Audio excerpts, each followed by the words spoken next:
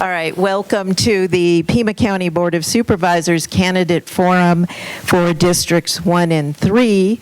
However, Steve Spain from District 1 is not able to be here this morning.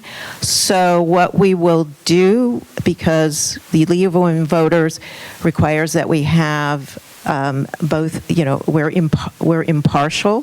So there will not, Rex Scott, who is here, will have the opportunity at the end to stand up and give us a 5-minute presentation on his candidacy. Okay, so that's what's happening this morning. So this candidate forum is being put on by the League of Women Voters of Greater Tucson, and I'm Maura Raffensperger, your moderator for this morning's event. Now, if you have any questions about what district you are in or the bounds of your district, the League of Women Voters does have this handy-dandy Citizens Directory of elected officials. There are some on that side table, and if you look at page 9, you will see a map with the boundaries of all the supervisorial districts. So that is something that, if you are interested, is available to you. The League of Women Voters of Greater Tucson are pleased to present today's forum. The League is an all-volunteer organization that is committed to educating and assisting the public in a nonpartisan way to understand issues and candidates. Assisting me this morning are our timekeepers, Sherry Springer and Linda McCabe. Our question sorters, Ginny Simontaki and Chris Geimer. And our question gatherers, Francis Miller and Sue DeArmond. When you sat down, you noticed you had a pencil and a 3x5 card on your chair. If you have questions for the candidates, please write them on the card, hold the card up, and a question sorter will come and bring it to the, or a question gatherer will come and bring it to the question sorters. We sort the questions to ensure that we don't repeat one that has already been asked, perhaps in a different form. There are two candidates, well, there is only, tonight there's one candidate with us from District 1. We already discussed at the end of the forum, he'll have an opportunity to stand in for 5 minutes. We have 3 candidates from District 3. We have a limited amount of time to question these candidates, so we will be limited on the number of questions that get formally asked, and I do apologize in advance if we are unable to get to your question. I need to explain a few things about our process. The candidates have agreed to abide by our rules, and we ask the same of our audience. First, I ask that you mute your phones and put them away. Do not record or do a video of any or all of this forum. The League of Women Voters of Greater Tucson is recording this event and will have it posted on our website for viewing shortly after the event. Second, you'll notice that Ms. Springer will be raising signs. Or Linda, okay. The signs will be held up to tell the speaker how much time they have left to speak.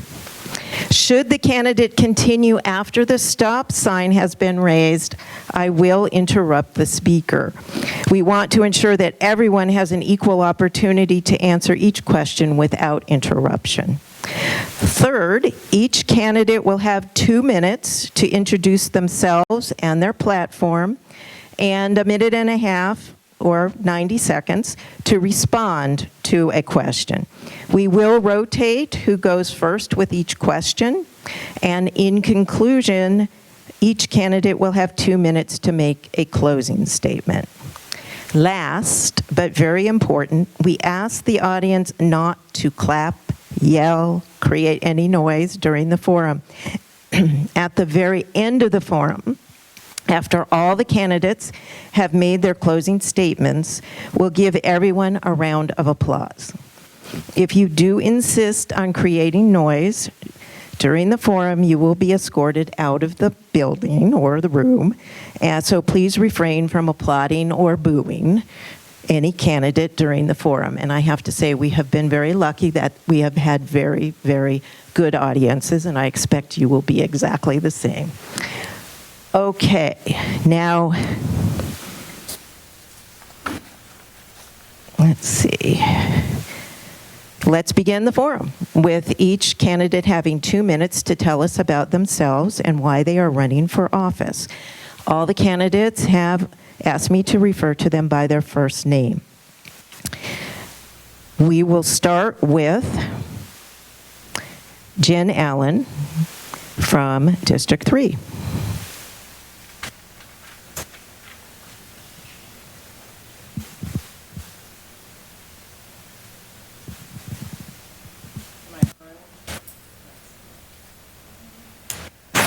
I'll also remind each of the candidates to hold the microphone very close to your mouth. Otherwise, it's not as audible. Okay, we doing good? So, buenos dias. My name is Jennifer Allen, and I am looking forward to being the representative for District 3 on the Pima County Board of Supervisors. I am a proud and dedicated mama of a child who attends to USD public schools. I am a sister, a daughter, a partner, and through that family backing, I have some very clear and strong values.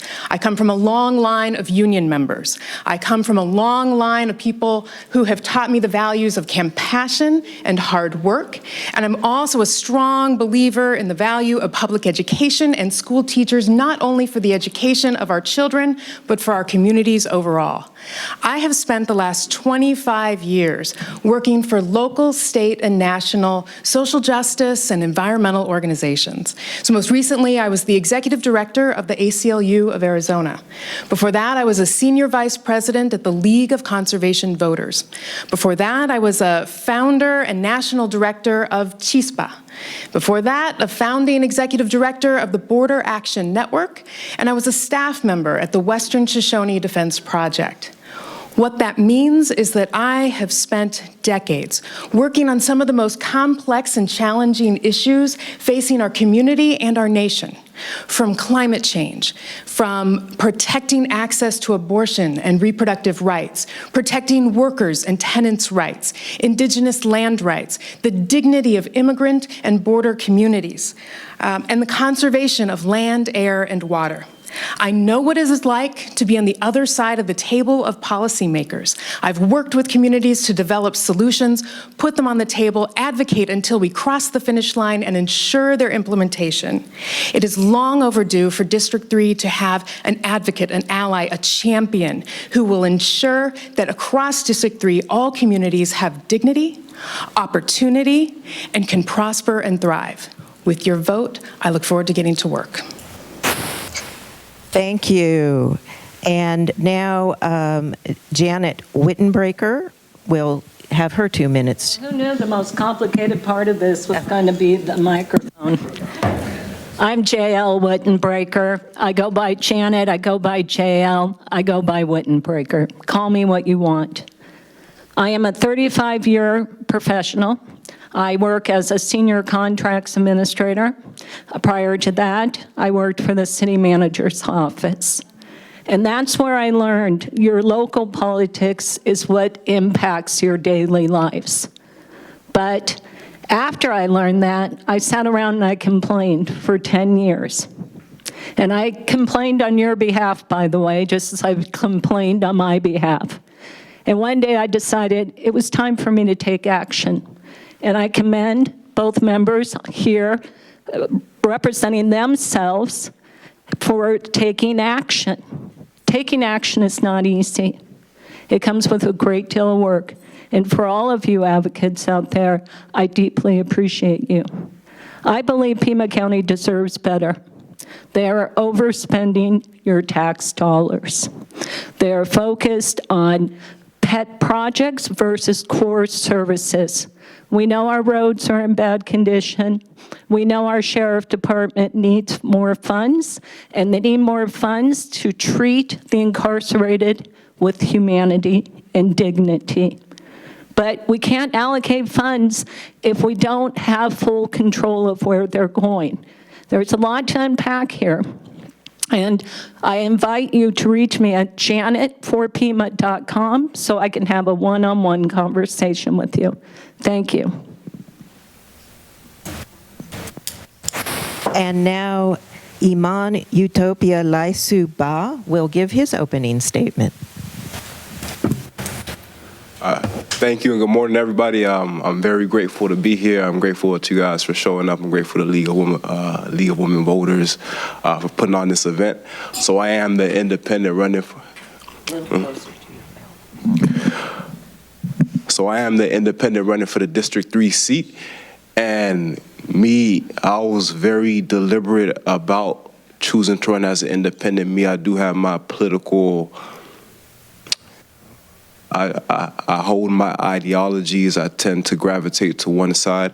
But for me, it was incredibly important that I do run as an independent, because for me, this is much bigger than what we've seen from politics in any of our lifetimes. You know, really me, I'm hoping to be someone, if I can actually make it to the county board, I want to be someone who can be my own man. I want to stand on my own 2 feet and be able to lean to one side, be able to lean to the other side, bring people together and actually get things done.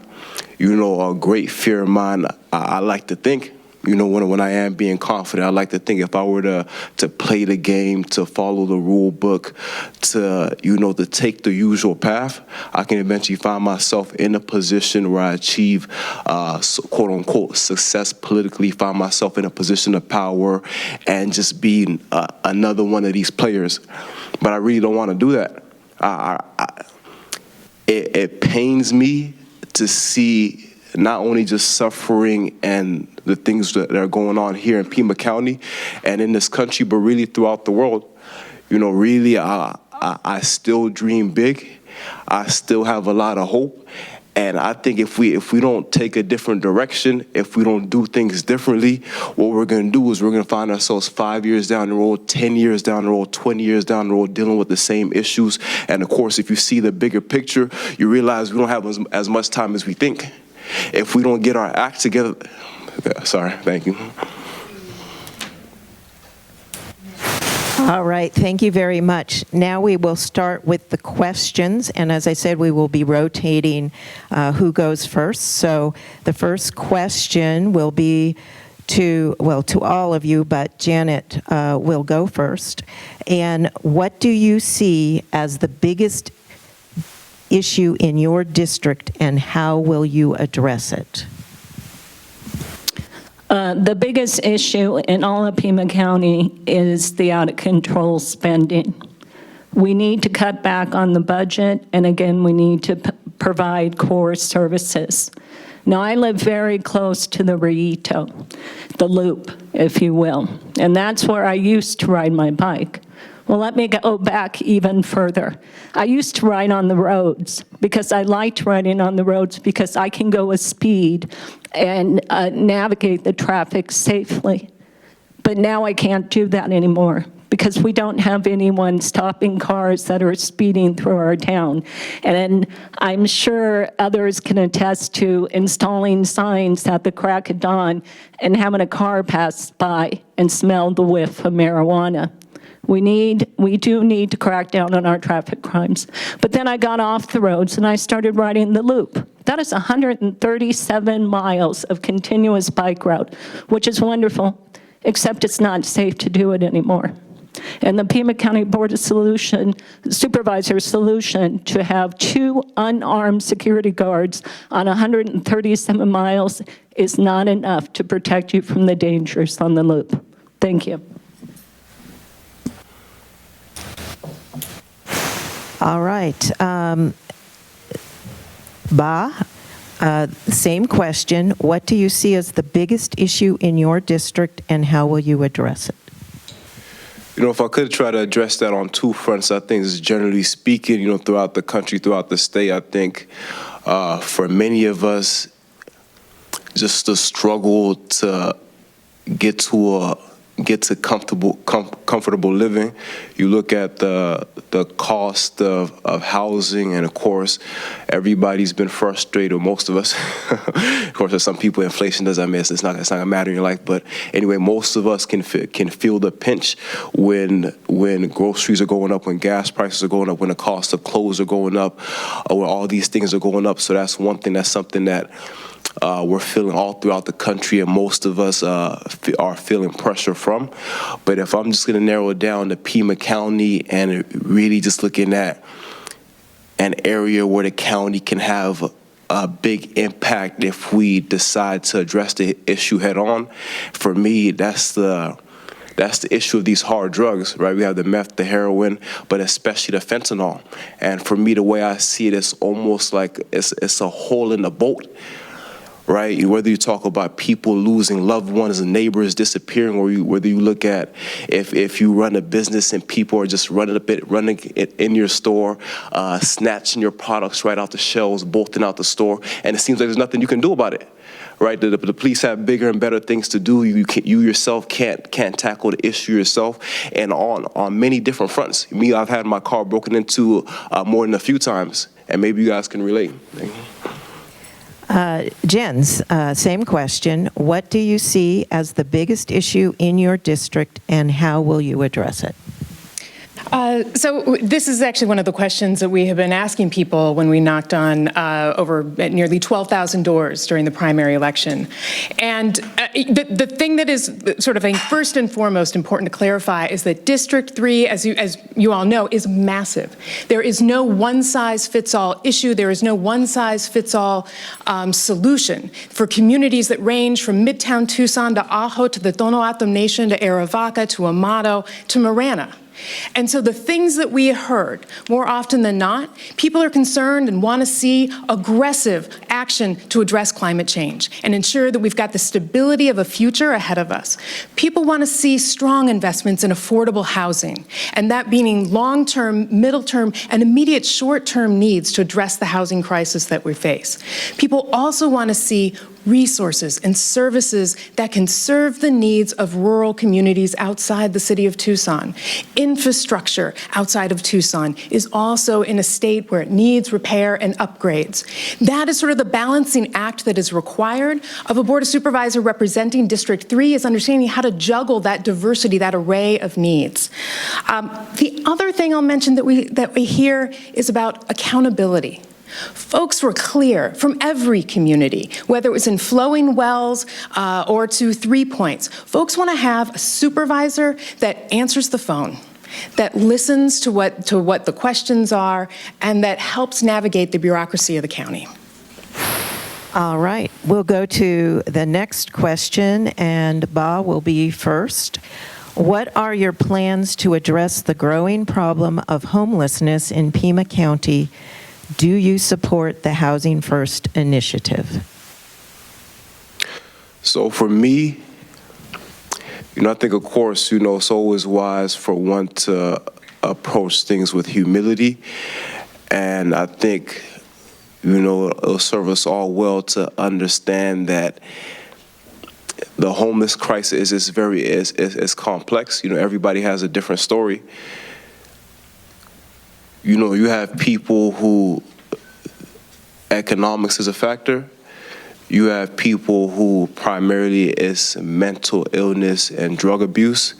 And other people, they fall into a different category. I just came across an individual downtown just a few days ago, and I woke up this morning thinking about him, and what struck me about him, you see him, he had his jeans on, he had his shirt tucked into his jeans, and, he was pushing his car. Everything seemed organized, the way he rigged everything, it seemed like he had a whole system going. And when you interacted with him, when you interacted with him, he seemed like someone who was grounded and centered. And I say that to say everybody has a different story, and there's people out there who willingly choose to be homeless. There's people out there, if you give them a luxurious apartment with plenty of food and this and that, they're going to choose to be out on the streets. So for one, definitely, there's a mental mental illness aspect, there's the people who, if they just had a little bit of financial support or given the resources, we can definitely get them off the streets. But definitely, I'm gonna keep hammering on this issue, the drug issue. I need to stop you there. Okay, so same question to Jen. What are your plans to address the growing problem of homelessness in Pima County? Do you support the Housing First initiative? So, I think first and foremost, I want to say how I think about housing.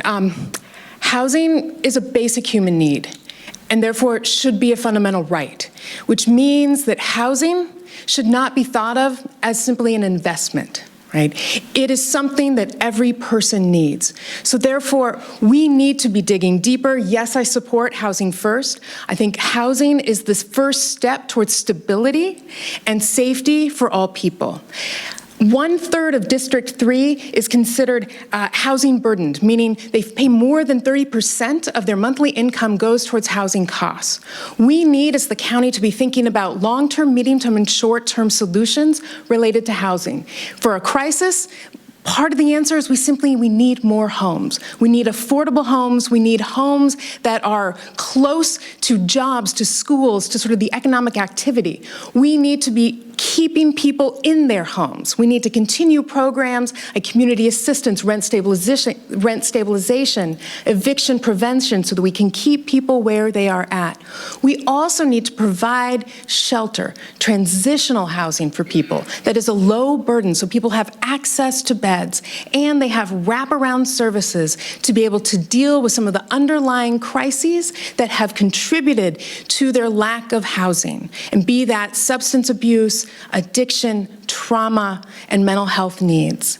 It's a comprehensive solution that is needed, and I think we can rise to that occasion, and we must. Janet, same question. What are your plans to address the growing problem of homelessness in Pima County? Do you support the Housing First initiative? Homelessness is a crisis that we see every single day on the streets. I can at least say in Tucson. Perhaps they're not as visible in other communities. It must be dealt with, but who deals with it is the question, right? Your government has a function, and your society has a function. It's on you to work towards ending homelessness. It's not necessarily on your government. It's fundamentally that simple. But a government also needs to protect your safety, and they need to recognize a problem that is affecting your safety in some cases, bringing down your house values in some cases, and other unexpected consequences of the homelessness crisis. Now, to address the issue of Housing First, it's a failed program. There's only one place that it has worked, and that is in San Antonio. And they did build houses. They increased their residents. More supply, less demand, right? So we got to work with other municipalities that have seen success, to also include Tennessee, Nashville, Tennessee, that had a hire program. They were hiring people into the city. We need to find that solution, not your candidates. All right, thank you. We'll move on to the next question, and Jennifer, you will be starting this time. The question is, do you support or oppose a new jail?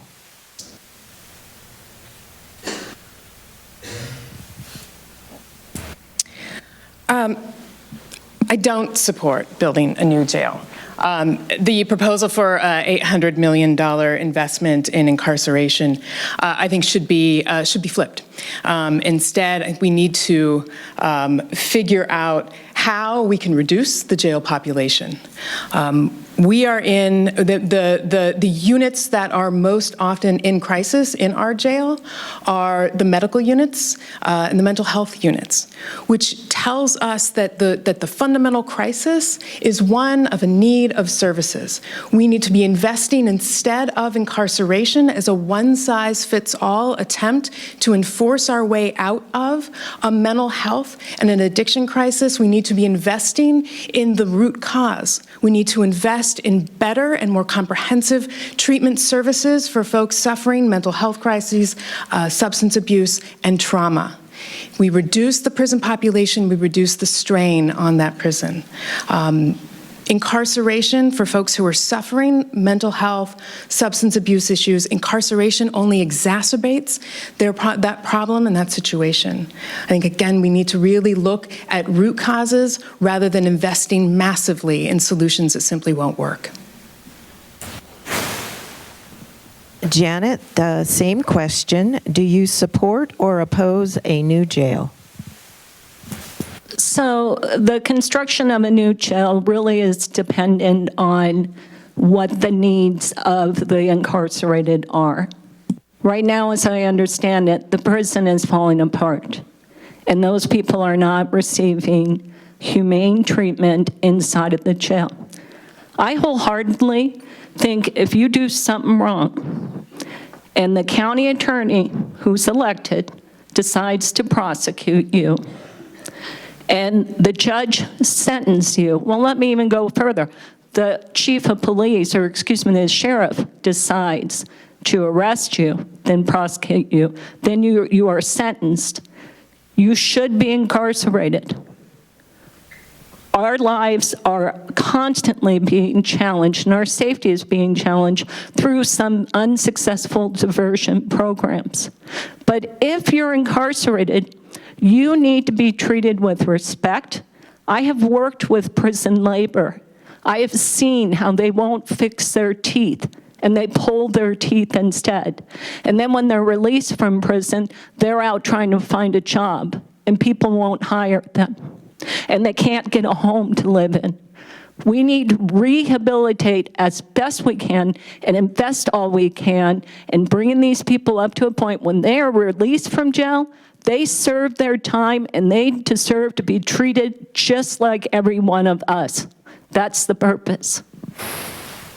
All right. Ba, same question. Do you support or oppose a new jail? You know, for me, if I make it to the county board and the sheriff department and those running our jails are telling us at the board that there is no other way, they're at capacity, they can't execute these sentences properly and do justice to justice and treat care for these prisoners as they should without the new jail. That's one thing. Then you listen to these people, you humble yourself, you listen to them, and you give them what they need for them to do what they're supposed to do.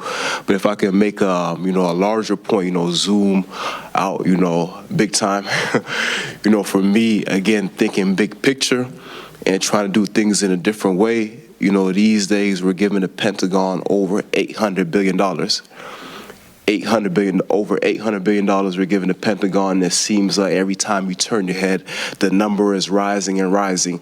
So, I said, ask myself, and I ask you guys, with $800 billion, would there be any single person on this planet hungry? Just how much rice, beans, and bread can $1 billion buy?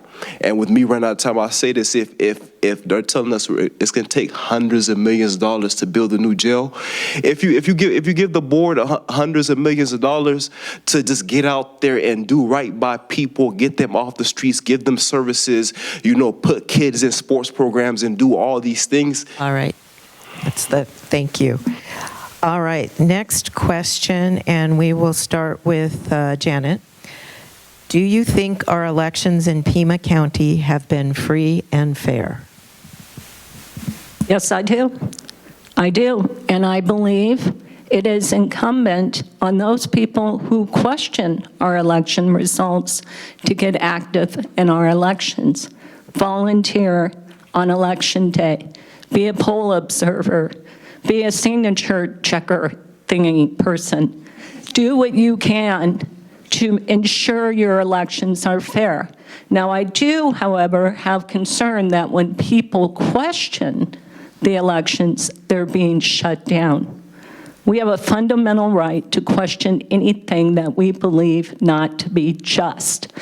Having dialogue is how you find consensus. It's how you find solutions. Are our elections perfect? No. No, they are not. Can they be better? Yes, absolutely. But do you have an idea, forgive my pointing, CJ, it wasn't intended at you. Do you have an idea that will change my ideas on how it should be done? We know that not everyone wants to go to the polling place on election day, nor can they. So how do we find a balanced solution? We talk. For God's sakes, people, start talking to one another and finding solutions. Don't just look for your government to make it all better for you, because they're not going to. Thank you. All right, Ba, the same question. Do you think our elections in Pima County have been free and fair?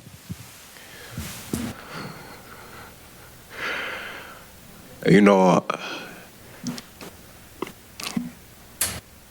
we live in, a very peculiar political climate.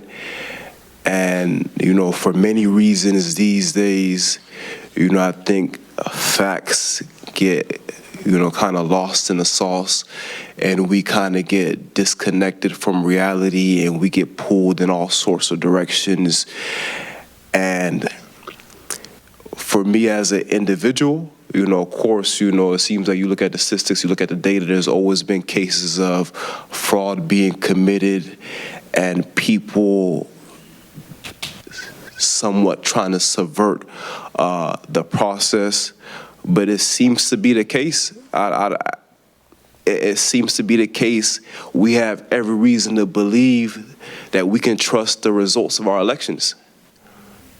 I mean, where's the data? Where's the proof? Where's the evidence that there's large-scale voter fraud? Where is it? It's almost like we're fighting with imaginary ghosts at times.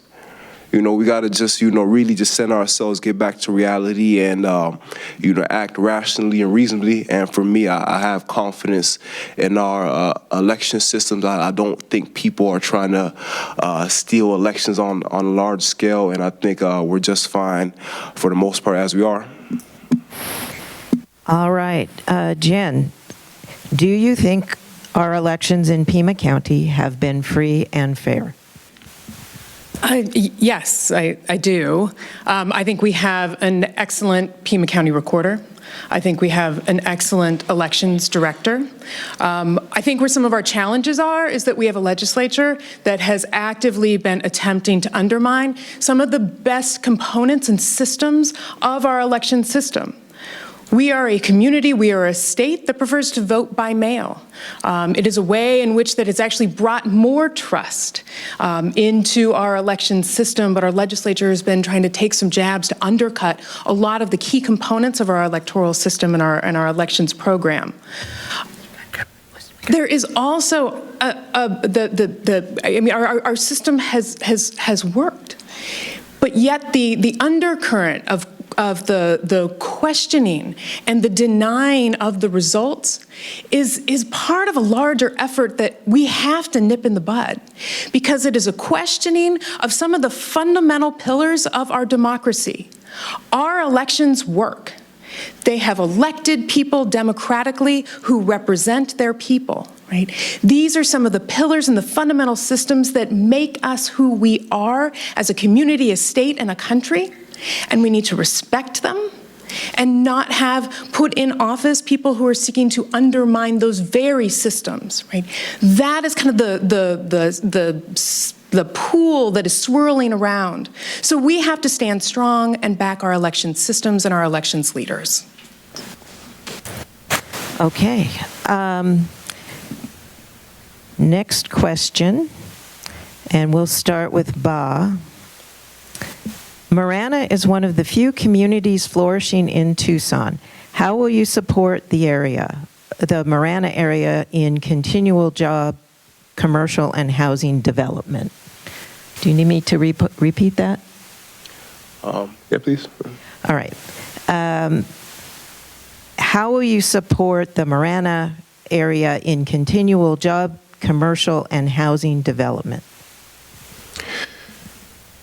It seems to me that, as a whole, Pima County, of course, especially Tucson, Marana, and really, from what I can tell from my own eyes, it seems like the entire county is flourishing, right? There's a lot of growth, for better or for worse. There's a whole lot of increase in business activity, and there seems to be, palpable energy and just momentum throughout the county. And for me, as far as Marana, I imagine with or without specific intervention, they'll continue to grow and flourish and do well. And if I make it to the board, God willing, I think the only thing to do is listen to the constituents there. Of course, they have their own leadership there in Marana. You collaborate with the leadership there. You listen to the constituents. You get on the ground, just engage with the community, and whatever they tell you need, you try to support them. I think just generally speaking, if the county is not heavy-handed, the county gets out the way, doesn't impose unnecessary regulations, doesn't present itself as a burden to the city, to the area, I imagine the momentum will continue and things will keep getting better in that area, and they'll just continue to thrive without much particular intervention. All right, Jen, same question. How will you support the Marana area in continual job, commercial, and housing development? So first and foremost, I think one of the responsibilities, right, of the Pima County Board of Supervisors is to ensure that we're working collaboratively. Pima County includes a number of municipalities, including Marana, Oro Valley, Sahuarita, the Tono Atom Nation. So I think the collaboration is incredibly important. I think there's a number of things that are really strong and critical to Marana's growth. Marana has tremendous parks and natural areas. It's one of the reasons when we've been out door knocking throughout Marana that has drawn people to that area, from the Ironwood Forest to the El Rio Preserve. Those are places that are important and critical, the loop path, that are critical to Marana residents. So we want to ensure that those are areas that are protected and grow. Support of small business and entrepreneurs, I think, is incredibly important for Marana, and ensuring that as those housing and as Marana grows, that the business and the schools, that the communities are tight, which then can stop some of the sprawl and increased transportation needs and air pollution that we are grappling with. I think other issues, people come to communities because they provide needed services. So we need to ensure that we've got a strong PEEPS program and are investing in early childhood education in the Marana area, that we are investing in affordable housing to ensure that Marana is a diverse, economically and racially diverse community, and that it can be strong and prosper and be a vital part of Pima County. Okay, Janet, same question. How will you support the Marana area in continual job, commercial, and housing development? So, forgive the civics lesson, but Marana has elected a mayor and council, and that is actually a function of their responsibilities in their government. Pima County is a support function to the mayor and council. Pima County can look at lowering impact fees that have gone up by almost half, by half. I don't know how to say it, but you get the drift. It's gone up a lot, right? And also, Pima County, look, I love poop. I love the fact that we reclaim our wastewater. I think that's the way we manage water crises here in Arizona. I think that Pima County can work with their department heads and the administrator in helping wastewater get out to Marana so they can irrigate their parks and irrigate their common land use out in those apartment buildings. Ed's got this. Ed is doing a great job, Ed Honey in Marana. And that's why he endorsed me, because he knows I understand the function of government, and I will be supporting him in his decision-making. Thank you. All right. let's see, I've lost my ranking here. I think it's Jen next. Thank you very much. Okay, next question. What is your plan to improve gun safety in Pima County?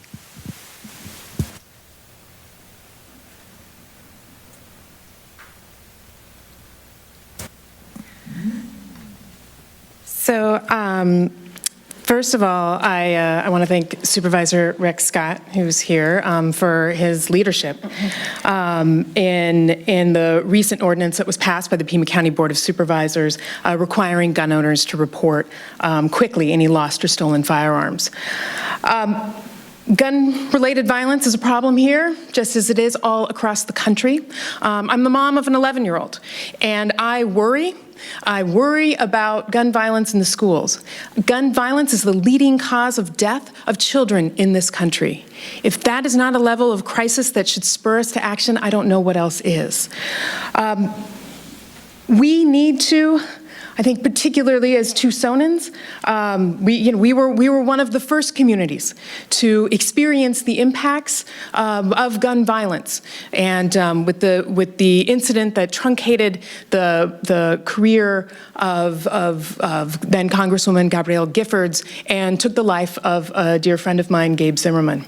I am a strong proponent of figuring out ways that we can reduce gun violence in our community, whether that is through banning assault rifles, ensuring that there is strong enforcement of red flag laws, and anything and everything that is possible to diminish the impact, the profound impact on the lives of our children and every one of us. I think it is absolutely unacceptable and needs swift, irrefutable action.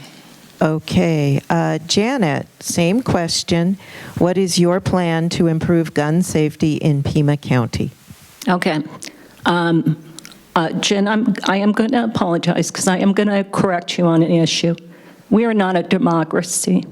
We are a constitutional republic, and your Second Amendment rights are protected by the Constitution of the United States. It is not handled by your local government. As a matter of fact, your local government is being taken to court over the ordinance that they passed, and they will lose, and you will pay for all of those legal fees. That is our Constitution. We have a right to bear arms. The moment you start changing the Constitution is the moment that all of your rights quickly slip away. Remember, a democracy is majority rules.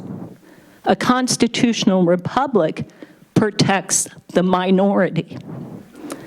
And that is why I do not support any controls. It's you as a grown-up, it's you as a parent, it's you as a community member to communicate your concerns with your audience. It doesn't matter if you disagree with me, you're disagreeing with our founding fathers. Thank you. Okay, and Ba, same question. What is your plan to improve gun safety in Pima County?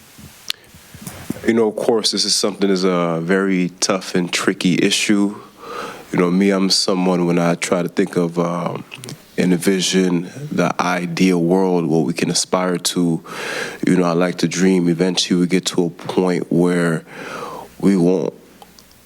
guns won't really be, you know, central to our culture, especially as it comes to guns that have nothing to do with sport and hunting.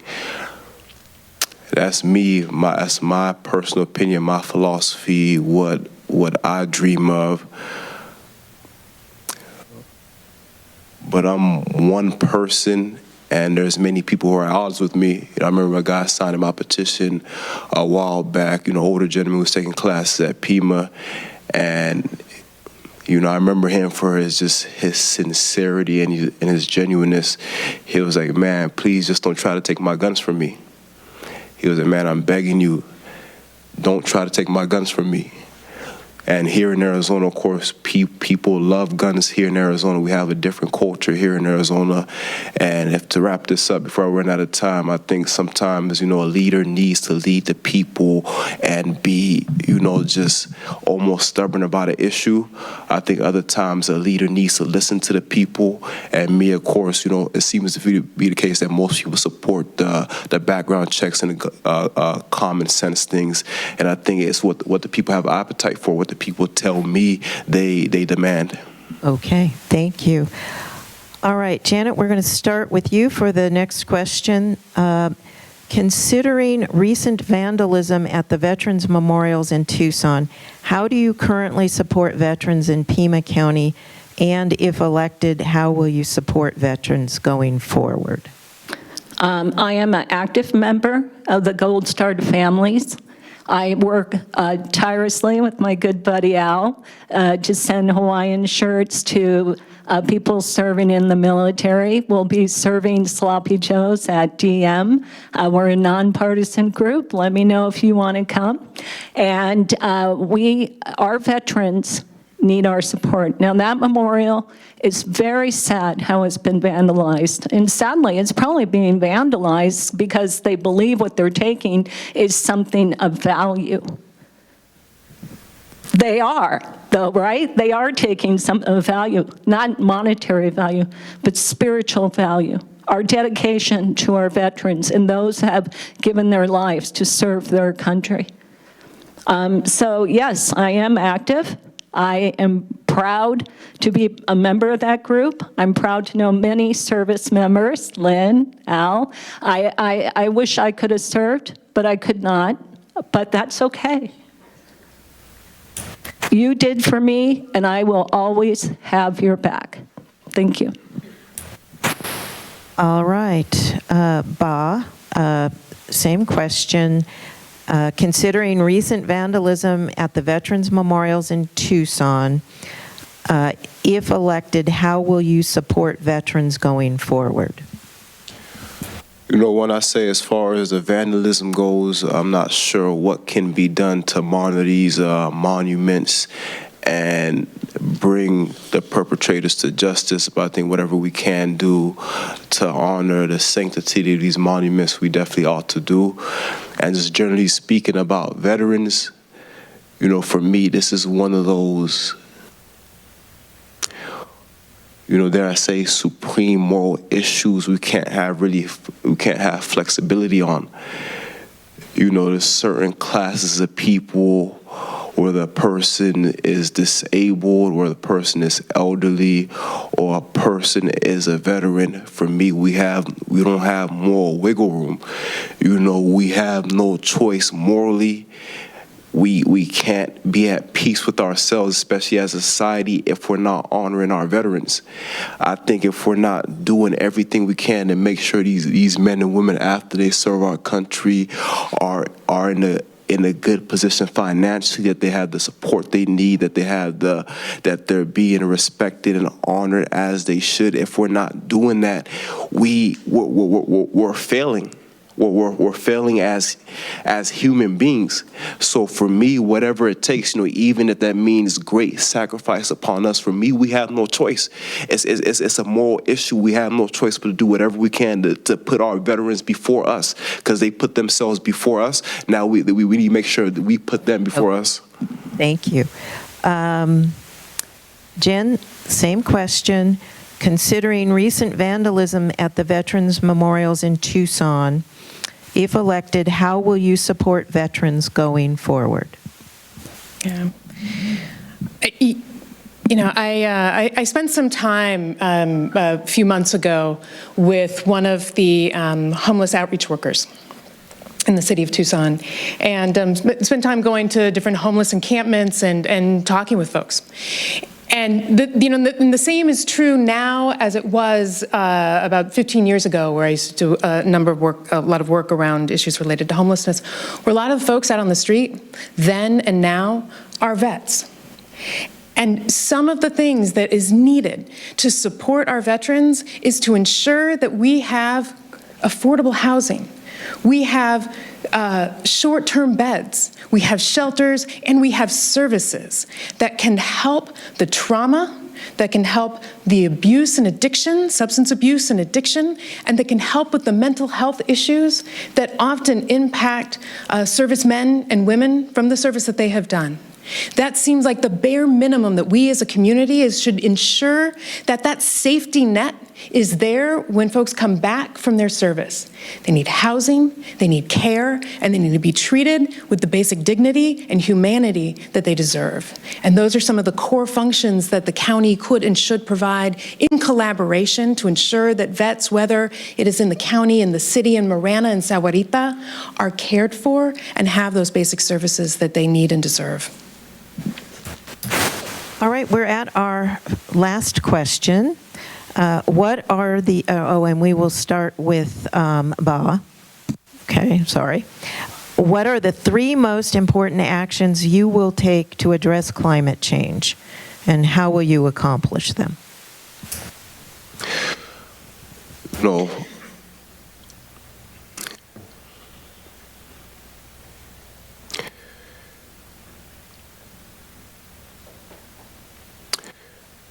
For me, first things first, I think, sometimes we can, I like to think win-win. I think it's very much possible for us. I even know a couple individuals with a solar company who can give people solar without any cost to them, as long as they have an agreement so that, they work out an agreement so that the savings created by those solar panels and that money that would be going to electric company could go on TEP goes instead to, to repay the loan that was made to install the solar in the first place. So that being said, I think with smart investments, the county's going to find business partners out there who are going to, greatly increase our solar capacity and do so in a way that we can actually have a return on investment. So, of course, investing in solar. Another thing is I think we can do a much better job, not just the county, of course, as, JL is saying, one of the points she's making is that government isn't responsible for everything. At a certain point, we have to take individual responsibilities. Real quick, when I was in California, they instituted a plastic, single-use plastic bag ban, or you have to pay for them at least at the store, but that's something we can do on our own without being forced. Okay, thank you. All right. Jen, what are the 3 most important actions you will take to address climate change, and how will you accomplish them? So climate change is one of the issues that was, I heard in the top 3 knocking on doors all across the county. And it's also an area that I have tremendous experience from my work with the League of Conservation Voters and founding CHISPA and other work. The county had been ahead of the game with the development of the Sustainability Action Plan and the Sonoran Desert Conservation Plan, and now the county is just starting to dip its toes in the development of a climate action plan. What we need is a long-term, comprehensive climate plan that addresses sustainability, resilience, and that is done in coordination and brings together all the other entities from the Tono Atom Nation to Ajo, Marana, Sahuarita, that we are in sync in our effort to combat the greatest threat that we are facing indeed as humans and as communities. Things that I think are incredibly important that need to be in the plan. Combating extreme heat. We need to be reducing emissions, whether it's from building, housing, transit, and industry. We need to be bolstering a climate, clean energy workforce and economy. Right? Some of those are long-term. There are short-term things that we've got to address. Weatherization. 1/3 of District 3 houses are mobile homes, and if they are older, they are highly inefficient. We need to continue to weatherize those homes and reduce costs and also conserve energy. We also need to eliminate buffalo grass and stinkweed, which exacerbates our risk of fire, long-term and short-term. Thank you. All right, Janet. What are the 3 most important actions you will take to address climate change, and how will you accomplish each?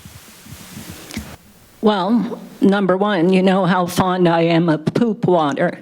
So I would do everything in my power in collaboration with the other members on the board to expand our wastewater treatment as best we possibly can.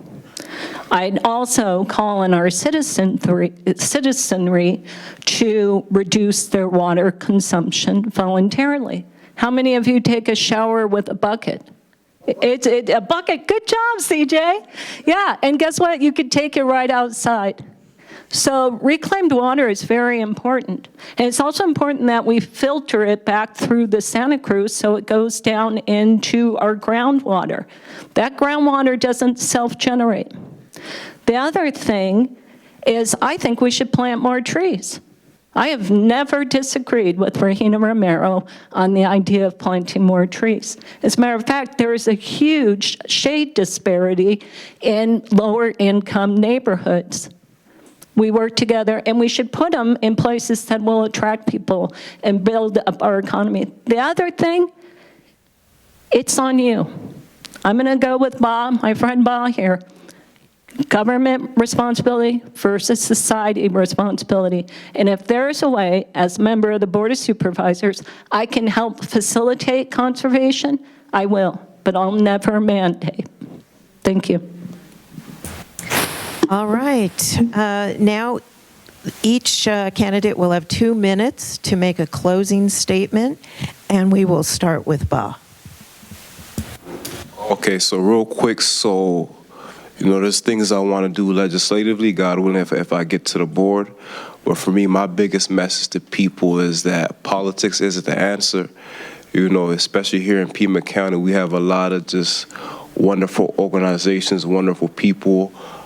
Jen herself started one, and for me, for those who want to make a difference, we don't have to wait for the next election. We don't have to wait for individuals like myself to keep their promise, so on and so forth.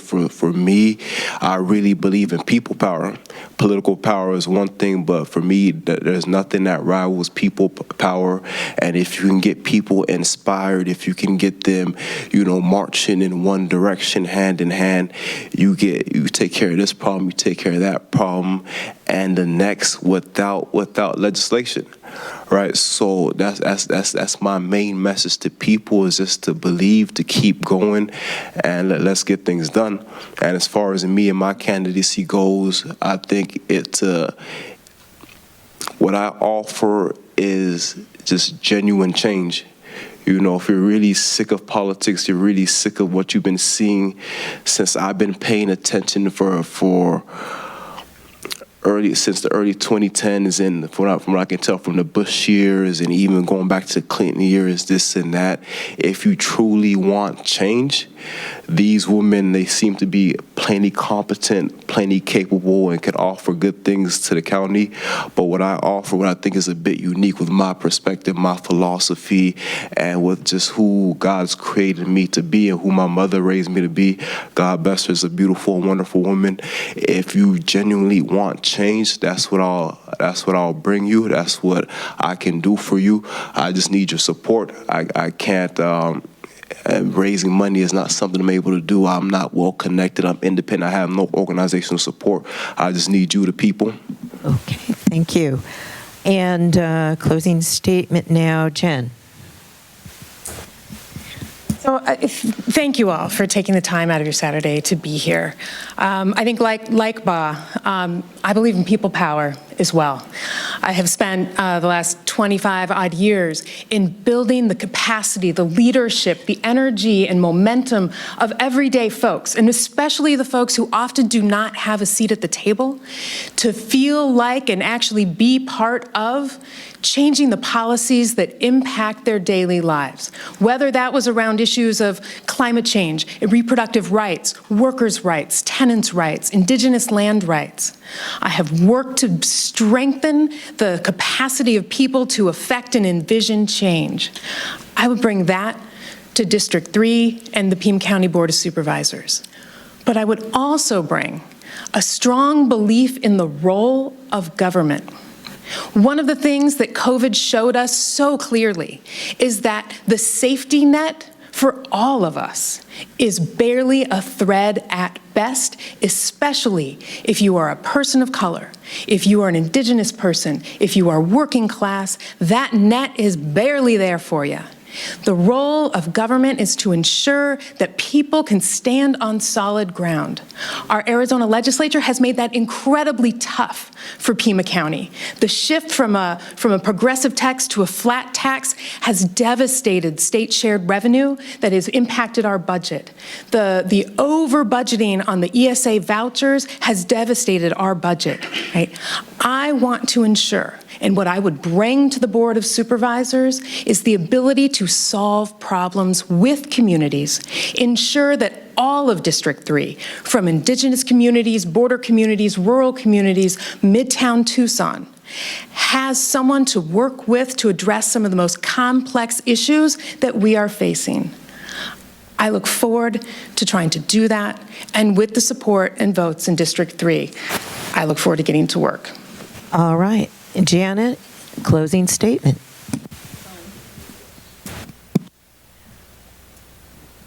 Sorry about that. So look, good governance is not that hard. It's actually pretty simple. And per the Arizona State Constitution, the stated purpose of government is to govern at the consent of the governed and protect their rights. That is your job as a government elected official. So it's not that hard. The hard part comes with managing the millions, and in the last few years, billions of dollars that have funneled through the county at taxpayer expense, whether it be local taxes or federal taxes. We need to be good stewards of your money. And yes, there is room for special projects, but only after the budget is balanced. The PEEPS program came at a price tag first at $13 million. Now, there was another $3 million before that, and then it was reduced to $11 million. Seems like a great idea. I have opposed it, and I'm willing to backtrack that statement if it's proven that its intended purpose is empirically proven with scientific data. Thus far, I have not been able to find that. Plus, the program was funded with the Save America's Act money. That means there's no more money. So where would you suggest we take it from? We could take it from the prison, I suppose. We could take it from the sheriff departments, roads. We can do all that. The budget is where the heart of our issues lie. And you need a fiscal conservative with business experience that understands you can't spend more than what's in the bank account. And that's exactly what I will do with you, with the help of the treasurer and with the help of a very qualified finance team and our administrator. Thank you. All right. Normally, this would be the place where I would say you can applaud, but I do want to give Rex Scott his 5 minutes, so did you want to come up to the podium? And if you came in a little late, just to remind you, the second candidate for District 1 was unable to be here because we're nonpartisan. We could not then have a panel, but we are giving Rex his opportunity to make a 5-minute statement. Thank you very much. It's an honor to be here with all of you today. Oh, I'm sorry. Sorry about that. It's an honor to be here with all of you today, and I want to say to start off, I know that Mr. Spain, who was confirmed for today, is a husband, a father, and a son, so I certainly hope everything is okay with him and his family. The two most important things to know about me are that I'm a husband and father. My wife and I just celebrated our 30th anniversary at the end of May, and we're the parents of adult twins. Neither of them were able to be here with me today, but they are the three most important people in my life, and I always like to talk about those roles as a husband and father at the start of any address. 37 years ago, I was elected the youngest member ever in my to my Ohio hometown city council. And for the last 37 years, I have devoted my life to public service, either as an elected official or as an educator. I was proud from the time I moved to Pima County in 1991 to serve as a teacher and an administrator in our public schools. I was a teacher at 2 different middle schools, and I was either an assistant principal or a principal at 5 different middle and high schools. 3 of those schools, the first school where I served as a teacher, and 2 of the schools that I served as an administrator serve students in District 1. Service has also been the major focus of the work that my staff and I have done since being elected to represent District 1 in 2020. We have a 24-hour turnaround policy, the same policy that I had in effect for the counselors and teachers that I supervised as a principal is what I have in place for my staff in the District 1 office. If somebody calls us or emails us with a problem or concern, we're their representative in local government, and we get back to them within 24 hours. We have had, since the end of the pandemic, 16 public town halls throughout District 1. And we have also spoken with dozens of other community groups, usually homeowners associations, because District 1 is mostly unincorporated Pima County, and so the biggest neighborhood group in our district are homeowners associations. We put out a newsletter every 2 weeks. And that newsletter is not just briefing the people who we represent on key decisions that have been made by the board, because the newsletter always comes out on the same week of a board meeting. We have a theme every week where we focus in on the work of a specific county department or departments. Because one of the things that I learned when I was running for the board, and certainly since I have come onto the board, is that people not only don't always have a full sense of what the Board of Supervisors do, they don't always have a full sense of what the county does. And the county represents over 1.1 million people. We're the 2nd biggest county in the state of Arizona. There's close to 7,000 people who work for us. And I think it's a function of the supervisors to serve an educative role and let people know what we are doing on their behalf, making sure that all of the services and supports that they depend upon as county residents are delivered with equity, responsiveness to their needs, and respect for the public tax dollars entrusted to us. I really see policymaking, and we are a policymaking board, as problem solving writ large.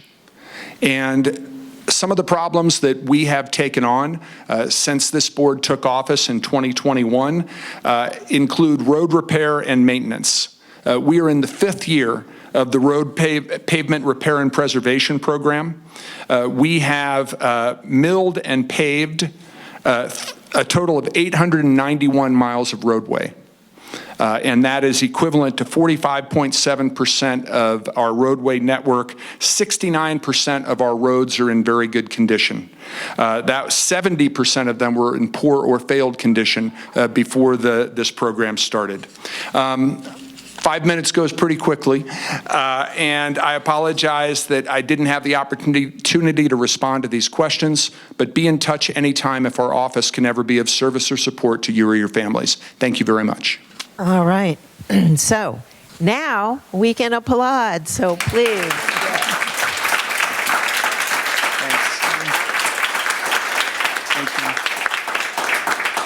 I want to thank you. You have been a tremendous audience. And thanks to our candidates for an outstanding forum.